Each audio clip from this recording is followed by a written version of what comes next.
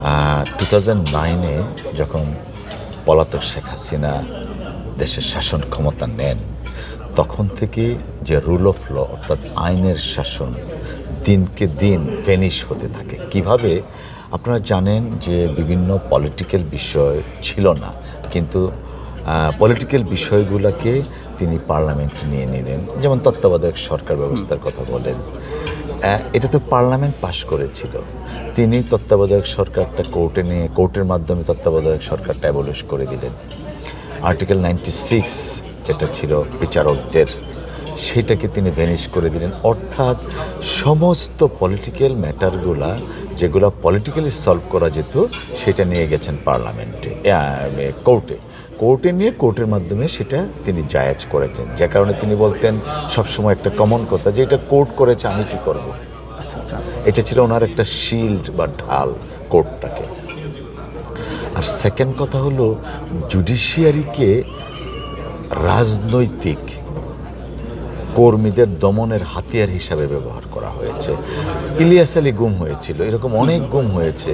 কেউ কিন্তু আদালতেও কোনো গিয়ে, আগে যেমন একটা কথা ছিল হ্যাবিয়াস কর্পাস করা, যে কনস্টিটিউশনাল প্রভিশন ছিল হ্যাবিয়াস কর্পাস, অর্থাৎ একজন লোককে পাওয়া যাচ্ছে না, আদালতের কাছে যেত, গিয়ে বলতো তাকে আমাদের সামনে হাজির করো। সেই হেভিয়াস কর্পাসটা পর্যন্ত আমরা ফাইল করতে পারিনি। অর্থাৎ যে আইনের যে শাসন, সেই শাসন ব্যবস্থাটা ছিল না, ছিল হলো আওয়ামী লীগ অথবা শেখ হাসিনা নিজস্ব শাসন।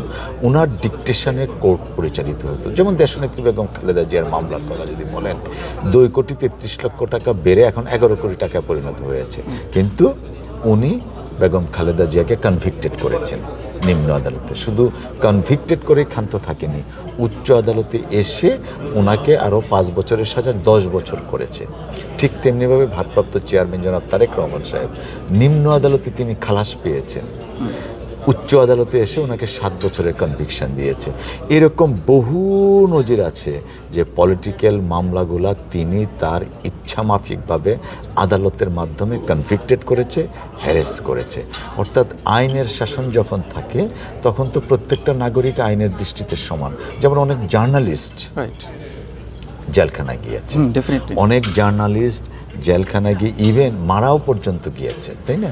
তারপর একটা সিকিউরিটি অ্যাক্ট ছিল, ডিজিটাল সিকিউরিটি অ্যাক্ট, সেইটা দিয়ে যদি কেউ একটা পোস্ট করত যে শেখ হাসিনা বা শেখ মুজিবকে নিয়ে, সেই কারণে তাকে জেলখানায় যেতে হয়েছে। এবং আপনাদের মনে আছে নিশ্চয়ই, যখন তিনি বেগম খালেদা জিয়াকে বলেছিলেন যে পানিতে চুবাবেন পদ্মা ব্রিজ